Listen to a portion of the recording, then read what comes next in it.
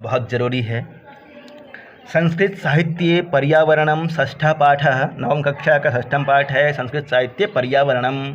संस्कृत साहित्य में पर्यावरण, पर्यावरण परि प्लस आवरण, पर्यावरण परि मतलब चारों तरफ, आ उपसर्ग है, परि उपसर्ग है, आ उपसर्ग है, व्री आच्छादने, आच्छादन के अर्थ में आता है, ढकना के अर्थ में, चारों ओर से अच्छी तरह से ढकना। तो चारों ओर से जिस पदार्थ से भी हम लोग ढके हुए हैं सभी पर्यावरण कहलाता है। असमन्तात्। अधुना वैज्ञानिके युगे यदा प्रकृति असंतुलिता जाता तदा पर्यावरणस्य चर्चा भवति। अधुना अब वैज्ञानिक युग में यदा मतलब जब प्रकृति असंतुलिता, प्रकृति असंतुलित जाता हो गई है, तदा तब पर्यावरणस्य चर्चा होती। अब जब प्रकृति असंतुलित हो गई है तो पर्यावरण की चर्चा होती है। कथम प्रदूषणम दूरीकरणीयम, प्रदूषण कैसे दूर करना चाहिए। करणीयम में अनियर प्रत्यय है, ध्यान दीजिएगा, क्रि धातु अनियर प्रत्यय। प्रकृति ही संतुलिता भवेत, किस तरह से प्रकृति संतुलित हो इसके विषय में चर्चा होती है। पशु पक्षी न स्वस्वरूपेषु स्थिताः भवन्तु, और पशु पक्षी अपने अपने रूप में स्थित हो जाए, क्योंकि बहुत सारे पशु पक्षियों के लिए जीवन यापन करना मुश्किल हो गया है, क्योंकि पर्यावरण प्रदूषित हो रहा है। अभी 5G आने वाला है, कई जगह आ गया है। 5G के आने से छोटे छोटे पक्षियों के लिए बहुत मुश्किल हो गया है जीना। मानवश्च शुद्धम जलम वायुम च लभेतः, और मानव शुद्ध जल एवं वायु को लभेत प्राप्त करे। लभेत लभेताम लभेयुः, लभे लभेतम लभे, मध्यम पुरुष बहुवचन का रूप है, लभ धातु। मानवश्च शुद्धम जलम वायुम च लभेत, जीवनम च कल्याणमयम स्यादिति, जीवन कल्याणमय हो, श्रेयस्कर हो। इस तरह से प्रश्न भूयो भूयः सर्वान् आंदोलयति, जीवन कल्याणमय हो, आनंदकारी हो, यह प्रश्न भूयो भूयः बार बार सर्वान् आंदोलयन्ति, सभी को आंदोलित कर देता है, सबके मन में ये प्रश्न आता रहता है। संस्कृत साहित्ये नयम अवस्था आसीत् इति, संस्कृत साहित्य में न प्लस यम ने यम गुण संधि है। संस्कृत साहित्य में ये अवस्था नहीं थी। पाठी अस्मिन् संक्षेपेण आदर्श रूपस्य पर्यावरणस्य निरूपणं वर्तते, इस पाठ में संक्षिप्त रूप में आदर्श पर्यावरण का वर्णन किया गया है। भूमिर्जलम न भूवायुः अंतरिक्षम पशुस्तृणम, साम्यम स्वस्थत्वमेतेषां पर्यावरण संज्ञकम्। भूमि, जल, नभ मतलब आकाश, वायु, अंतरिक्ष, पशु, तृण मतलब घास, साम्यम स्वस्थत्वमेतेषां सभी स्वस्थ होकर के एक साथ जीवन यापन करें, साम्य अवस्था में रहें, यही इसी को पर्यावरण कहते हैं। भूमि, जल, नभ, वायु, अंतरिक्ष, पशु, तृण इत्यादि सभी पर्यावरण के अंतर्गत ही आ जाते हैं। संस्कृत साहित्यस्य महती परंपरा संसारस्य सर्वान् विषयान् उरीकृत्य प्रचलिताः। यहाँ पे ध्यान दीजिएगा, ये शब्द पूछ लेता है बार बार, कई बार क्वेश्चन पूछता है इसके विषय में। उरीकृत्य, उरीकृत्य में कौन सा प्रत्यय है? लियप प्रत्यय, कत्वा को लियप हुआ है। कहा गया है संस्कृत साहित्यस्य महती परंपरा, संस्कृत साहित्य की बहुत बड़ी परंपरा, संसारस्य संसार के, सर्वान् विषयान् संसार के सही विषयों को, विषयान् उरीकृत्य स्वीकार करके प्रचलित है। प्रकृति संरक्षणं पर्यावरणस्य संतुलनं वा तत्र स्वभावतः उपस्थापितम् अस्ति। प्रकृति का संरक्षण और पर्यावरण का संतुलन संस्कृत साहित्य में स्वाभाविक रूप से ही उपस्थापित किया गया है। वैदिक काले प्रकृते रूपकरणानि देवरूपानि प्रकल्पितानि अभवन्। वैदिक काल में प्रकृति के उपरूपक रूपकादि देव रूपकानि देव रूप में माना है। प्रकल्पितान्यभवन्। पर्जन्यो वेदे इत्थम स्तूयते। पर्जन्य सूक्त में, वेद जो कि वेद में पर्जन्य सूक्त है, ऋग्वेद में, ऋग्वेदे अथर्ववेदे च। पर्जन्य सूक्त किस वेद में है देखना होगा। पर्जन्य सूक्त ऋग्वेद में है, लिख लीजिएगा इसको। पर्जन्यो वेदे इत्थम स्तूयते इदः विश्वस्मै भुवनाय जायते यत् पर्जन्य पृथ्वीं रेतसावती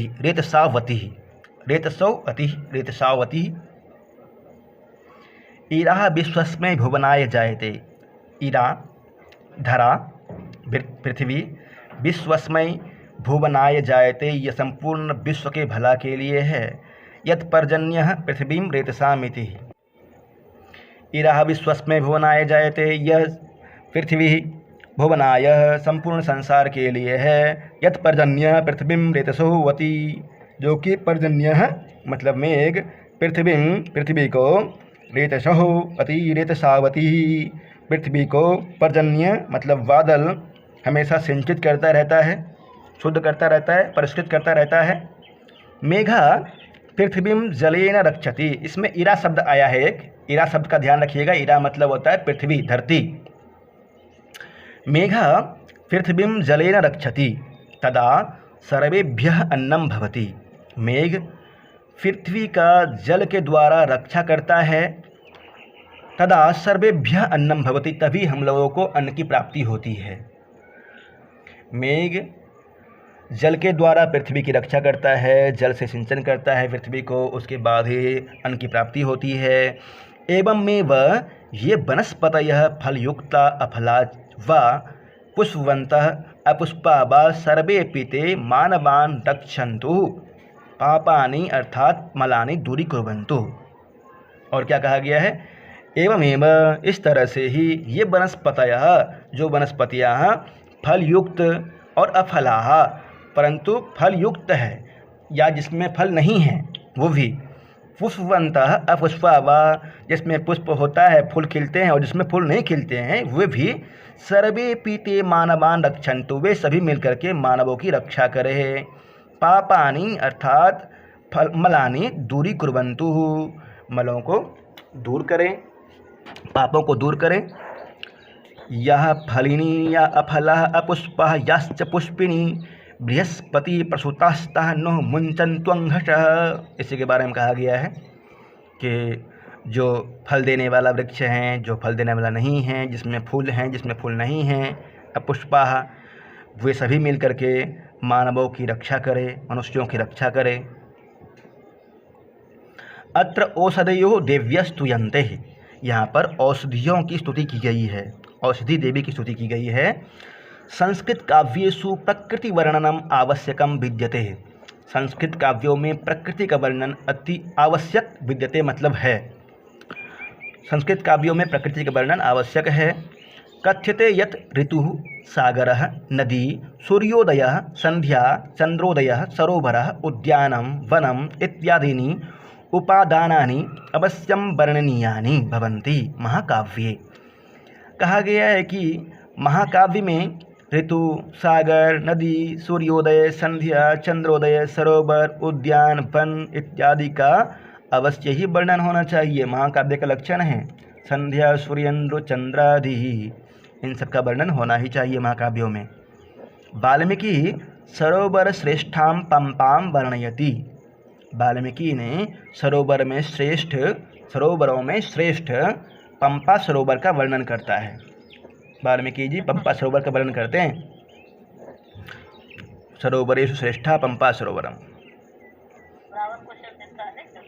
पंपा सरोवर वाल्मीकि रामायण में वर्णित है, और सरोवरेषु श्रेष्ठा बताया गया है इसको, ये भी ध्यान रखिएगा, सरोवरेषु श्रेष्ठा। आगे कहा गया है नाना द्रुमलता किरणाम शीतवारी निधिम शुभाम पद्मसौगंधिकैस्ताम्रां शुक्लां कुमुदमंडलही। नाना बहुत प्रकार के, द्रुम लता किरणाम, द्रुम मतलब होता है वृक्ष, लता किरणाम मतलब लताओं से युक्त बिखरे हुए, शीत वारी निधिम शुभाम, शीत वारी ठंडे ठंडे जल से युक्त, शुभाम पद्म सौगंधिकैः ताम्रां शुक्लां कुमुदमंडलैः। पद्म मतलब होता है कमल, सौगंधिकैः ताम्रां कमल के सौगंधि से युक्त ताम्रां शुक्लां ताम्रमयी और शुक्लां सफ़ेदमयी कुमुदमंडलही कुमुदः कुमुद मतलब हो जाता है कमल के समूह को शोभित कर रहा है। पंपा सरोवर के बारे में कहा गया है। ये सारे पंपा सरोवर में कमल के पुष्प खिले हुए हैं जो कि ताम्र एवं शुक्ल वर्ण के हैं, जो शोभायमान हो रहा है। बहुत तरह के द्रुम हैं, लता हैं और ठंडे ठंडे जल हैं।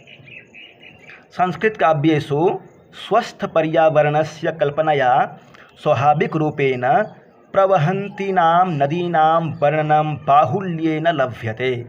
संस्कृत काव्येषु संस्कृत काव्यों में स्वस्थ पर्यावरण का कल्पना के द्वारा स्वाभाविक रूपेण प्रवहन्तीनां स्वाभाविक रूप से प्रवहन्तीनां बहते हुए प्रवहन्तीनां में सत्री प्रत्यय है। प्रवहन्तीनां सत्री प्रत्यय का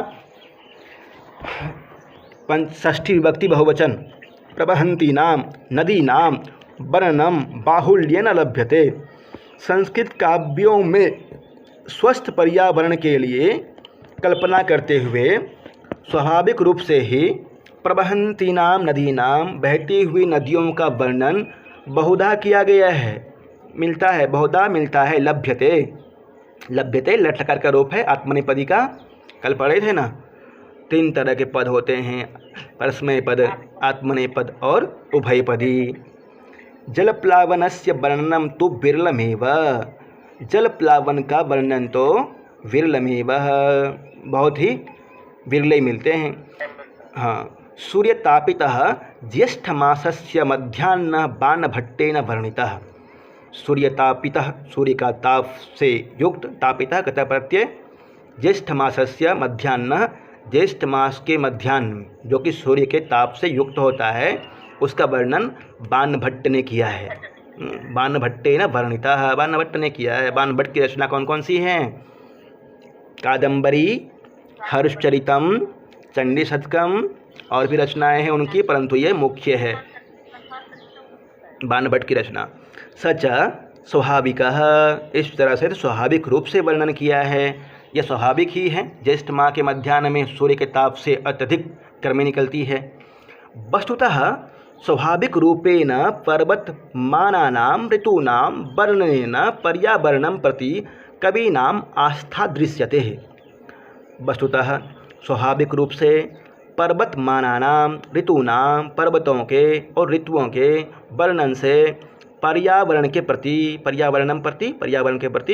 कवीनां आस्था दृश्यते, कवियों की आस्था देखी जाती है। प्रतीक योग में द्वितीय विभक्ति का प्रयोग हुआ है, अभी पढ़ करके आए हैं, ध्यान रखिएगा। कारक में पढ़े हैं ना, हा प्रतियोगे द्वितीय। ग्रीष्म आतपेन संतप्तस्य रक्षां वृक्षा कुर्वन्ति। ग्रीष्म आतपेन, ग्रीष्म धूप में, ग्रीष्म ऋतु के धूप में संतप्त लोगों की रक्षा वृक्ष ही करते हैं। यदि अभिज्ञान शकुंतलम पढ़े हैं तो अभिज्ञान शकुंतलम के 4th अंक में अंतिम में कण्व कहते हैं कि आओ हम क्षीर वृक्ष की छाया में खड़े होकर के वार्तालाप करते हैं। वहाँ से फिर शकुंतला को उपदेश देते हैं। और उससे पहले आकाश भाषित भी होता है वहाँ कि रम्यांतरा कमलिनी हरितैस्सरो भी छाया द्रुमे नियमितार कमयोख तापहे कुशे स्वयं मृदु रेणुरस्याः शांतानुकूलपवन शिवश्च पंथा। ये अभिज्ञान शकुंतलम में पर्यावरण के बारे में बहुत अच्छा वर्णन है। शकुंतला के लिए कहा गया है वहाँ। अच्छा सर, ये जो है कि शकुंतला जो है वो अतएव मार्गेषु वृक्षारोपणम पुण्यमिति प्रतिपादितम। इसलिए मार्गों में वृक्ष का रोपना, रास्ते में वृक्ष का रोपना पुण्य कहा गया है। मार्ग में यदि वृक्ष रोपेंगे तो उसके राही जो जाते आते हैं उसके नीचे बैठेंगे, छाव होगा। फलवंतो वृक्षास्तु परोपकारिणः इति कथयन्ति नीतिकारः। फलवन्तः, फलवान वृक्ष तो परोपकारिणः, परोपकारी होता है, इस तरह से नीतिकार लोग कहते हैं। नीतिकार लोग कहते हैं कि जिस वृक्ष में फल आता है वह बहुत बड़ा परोपकारी है। स्वयं न खादन्ति फलन्ति वृक्षाः स्वयं न वारिणि पिबन्ति नद्यः। स्वयं न खादन्ति फलानि वृक्षाः, वृक्ष स्वयं फल नहीं खाते हैं। और स्वयं न वारिणि पिबन्ति नद्यः, नदियाँ स्वयं पानी नहीं पीती हैं। महापुरुषों का जीवन भी इसी तरह से होता है, उनका भी सब कुछ दूसरों के लिए ही होता है कहा गया है, पर यहाँ प्रकृति से जोड़ा है इसलिए दोनों उदाहरण दिया। नराः कन्याश्च वृक्षान् प्रति ममताशीला इति शाकुंतले नाटके वर्ण्यते। नराः कन्याश्च, नर और कन्याएं वृक्षों के प्रति ममताशील हैं, इस तरह से शाकुंतलम नाटक में वर्णित है। वर्ण्यते वर्ण्यते वर्ण्यते वर्ण्यन्ते, लट लकार आत्मनेपदी का रूप है। लट लकार आत्मनेपदी प्रथम पुरुष एकवचन। शकुंतला वृक्षान् जलेन तर्पयित्वा एव स्वयं जलम पिबती। शकुंतला वृक्षों को जल देकर ही, तर्पण करके ही स्वयं जल पीती थी। पातुं न प्रथमं व्यवस्यति जलं युष्मास्वपीतेषु या नादत्ते प्रियमण्डनापि भवतां स्नेहेन या पल्लवम्। आद्ये वः कुसुमप्रसूति समये यस्या भवत्युत्सवः सेयं याति शकुन्तला पतिगृहं सर्वैरनुज्ञायताम्। इस तरह श्लोक है, यहाँ एक लाइन दिया हुआ है। इसका कहने का मतलब यही है कि पातुम न प्रथमम विवस्यति जलम युष्मा स्वपीतेषु यः, जो शकुंतला वृक्षों को बिना पानी दिए स्वयं पानी तक नहीं पीती थी, बिना वृक्षों को पानी सिंचन किए स्वयं पानी नहीं पीती थी। और मंडन प्रिय अर्थात सजना सवरना प्रिय था शकुंतला को, उसके बावजूद भी किसी वृक्षों के किसलया मतलब कोमल पत्तों को नहीं तोड़ती थी सजने संवरने के लिए। प्राचीन काल में तो सजने संवरने का साधन वही सब था, वृक्षों का पत्ता और पुष्प। मंडन प्रिय होने के बावजूद भी सस्ती संवरती नहीं थी। और जब वृक्षों में पहला फूल आता था ना, आद्य व कुसुम प्रसूति समय, तब शकुंतला के लिए उत्सव के समान होता था। आज वो शकुंतला पतिगृह जा रही है, सर्वैर अनुज्ञायतां, सभी मिल करके आज्ञा दो जाने की, ऐसा वहाँ कहा गया है। किम च भट्टिः शरत्काले जलाशयेषु कमलानां तद्वर्तीनां भ्रमराणां च वर्णनं करोति। और भट्टी ने भी शरत्कालीन जलाशय में कमलों का और तद्वर्तीनां उसके आसपास घूमने वाले भ्रमरों का वर्णन किया है। न तज्जलं यन्न सुचारु पंकजं न पंकजं तद्यदलीन षट्पदं। वाह, क्या बात कहा है कि मतलब न तज्जलम यत न, यत प्लस न हो जाएगा, यन्न वावसानी सूत्र से तो को न हुआ है। न तज्जलम, यहाँ तत् है, त को ज हुआ है, इसका भी ध्यान रखिएगा। तज्जलम, न तज्जलम वह जल नहीं है। यन्न सुचारु पंकजम, जहाँ पे अच्छे अच्छे पंकजम मतलब कमल ना खिले हो, जिस जल में कमल ना हो वो जल शोभायमान नहीं है। न पंकजम यद, न पंकजम तद, वह पंकज नहीं है अर्थात वह कमल नहीं है। यद लीन षट्पदम, जहाँ पे षट्पदम मतलब अर्थात भौरे लीन ना हो, जिस कमल पर भौरे लीन ना रहे, आसपास ना घूमे ना मंडराए, वह पंकज भी किस काम का, वह कमल भी किस काम का। वसंते तो सर्वा प्रकृति शोभनतरा भवति। वसंत ऋतु में तो सभी प्रकृति शोभनतरा अच्छी देखने में अच्छी लगती हैं। इति कालिदास कथयति, इस तरह से कालिदास कहते हैं। ध्रुमा सुपुष्पः सलिलं सपद्मं सर्वं प्रिये चारुतरं वसंते। ध्रुमा मतलब वृक्ष, सपुष्पः मतलब पुष्प से युक्त, सलिलम मतलब जल से युक्त, और सपद्मम कमल से युक्त, सर्वम प्रिय चारुतरम वसंते, सभी दिखने में अच्छे लगते हैं। चारुतरम। कालिदासः पशूनां स्वाभाविक स्थितेः निरूपणम एवं करोति। कालिदास पशुओं के स्वाभाविक स्थिति के बारे में निरूपण इस तरह से करते हैं। गाहन्तां महिषानि पानसलिलं श्रृंगैर्मुहुस्ताडितं छायाबद्धकदम्बकं मृगकुलं रोमन्थमभ्यस्यतुः। एवं प्राचीन भारते साहित्यकाराः सर्वस्यापि पर्यावरणस्य स्वच्छतां प्रति जागरूकाः अभवन्। इस तरह से प्राचीन काल में साहित्यकार सर्वस्यापि पर्यावरण से सभी तरह के पर्यावरण के स्वच्छता के प्रति जागरूक हुए। सर्वस्य प्लस अपि सर्वस्यापि, यहाँ पे दीर्घ संधि हुई है, इसका ध्यान रखिएगा। कुत्रापि में भी दीर्घ संधि है, कुत्र प्लस अपि कुत्रापि। प्रकृतेः असंतुलनम न भवेत् इति प्रयासशीला आसन। कहीं भी प्रकृति में असंतुलन ना हो जाए, इस तरह से प्रयासरत थे हमारे साहित्यकार। शब्दार्थ दिया हुआ है, आगे शब्दार्थ देख लीजिएगा। और संधि विच्छेद, जी बोलिए। हाँ, यही छंद है इसमें। गाहन्तां महिषा निपान सलिलम श्रृंगैर्मुहुस्ताड़ितं छायाबद्धकदम्बकं मृगकुलं रोमन्थमभ्यस्यतुः। उक्तः वसंतिलिका, तबजा जगोगा वसंतिलिका। बसंत तिलका। और अगर ये पूछेगा सर कि ये कहाँ से लिया गया, ये श्लोक दे देगा। ऋतु संहारम बताया तो सही। इसको सर क्या देंगे सर, ऋतु संहारम। हाँ सर ये नहीं लिखेंगे सर, किस टाइप से लिया है। संधि विच्छेद पर्यावरणम परि प्लस आवरणम पर्यावरणम नेयम न प्लस इयम नेयम।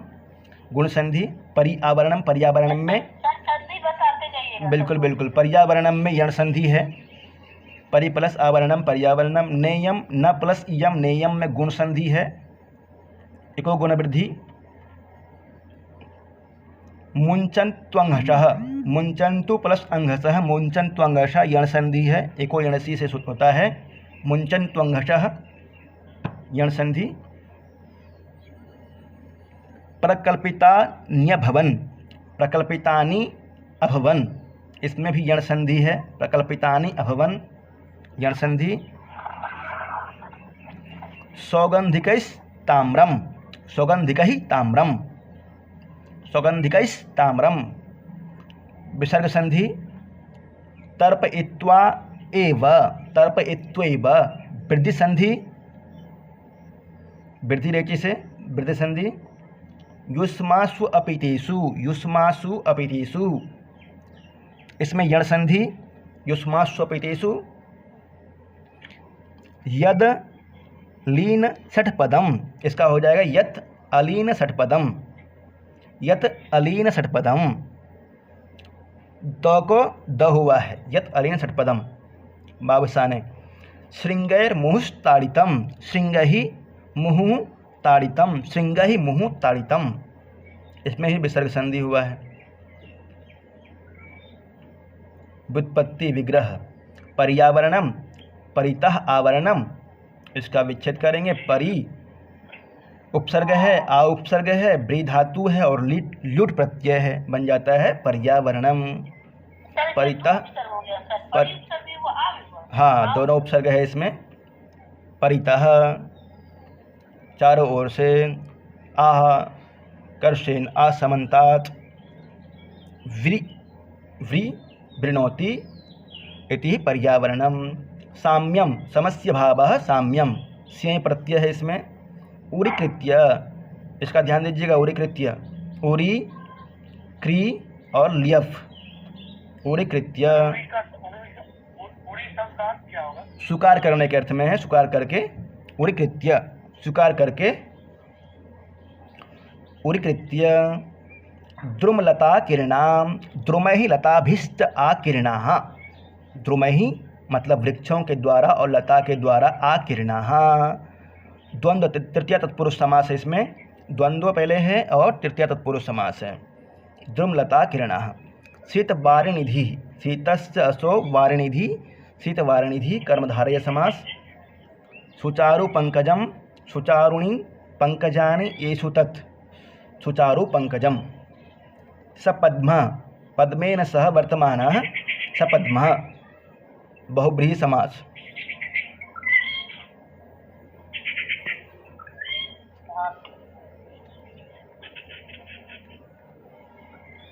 अधोलिखितानां प्रश्नानाम् उत्तराणि वदतः। नीचे लिखे गए प्रश्नों के उत्तर बोलिए। प्रकृतेः उपकरणानि कथं प्रकल्पितानि? प्रकृतेः उपकरणानि कथं प्रकल्पितानि? देवरूपाणि। प्रकृतेः उपकरणानि देवरूपाणि प्रकल्पितानि। प्रकृतिवर्णनं कुत्र आवश्यकम्? संस्कृत काव्येषु। संस्कृतकाव्येषु प्रकृतिवर्णनम् आवश्यकम्। वाल्मीकि कं सरोवरं वर्णयति? पंपा सरोवर। ज्येष्ठमासस्य मध्याह्नः केन वर्णितः? बाणभट्ट वर्णितः। बाणभट्टेन वर्णितः। जलाशयेषु कमलानां वर्णनं कः करोति? कालिदास। कालिदासो जनेश जनेश भट्टी भट्टी भट्टी। भट्टी। अधोलिखितानां प्रश्नानां एक मिनट सर। जलाशयेषु कमलानां वर्णनं कः करोति? कालिदास होगा। एक मिनट देख लेते हैं इसको प्रश्न में। है तो वही भट्टी का ही है सर। पाठ में जो दिया है उसके हिसाब से कीजिएगा ना।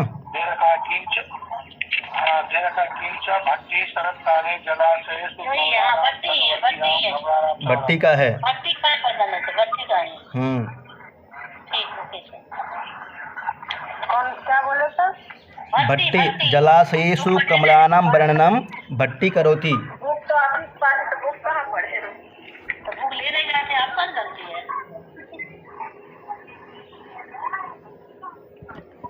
अधोलिखितानां प्रश्नानाम् उत्तराणि संस्कृतभाषायां पूर्णवाक्यं लिखतः।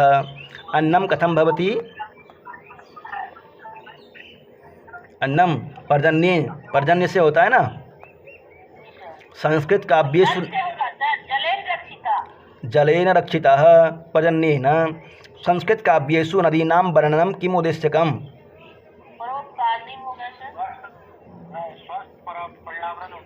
स्वस्थ पर्यावरण उद्देश्याय। एक मिनट सर, पर्यावरण होगा सर। स्वस्थ पर्यावरण उद्देश्याय। प्रकृति वरदानं किम्? ठीक है।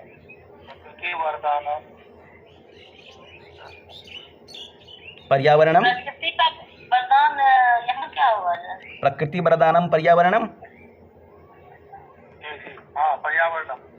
शाकुन्तले नाटके किं वर्ण्यते?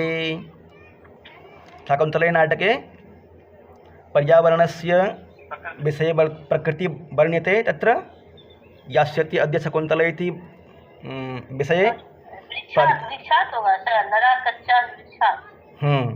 नराः वृक्षाश्च। शकुन्तला को वृक्ष के प्रति ही ममता थी। ममता था सर।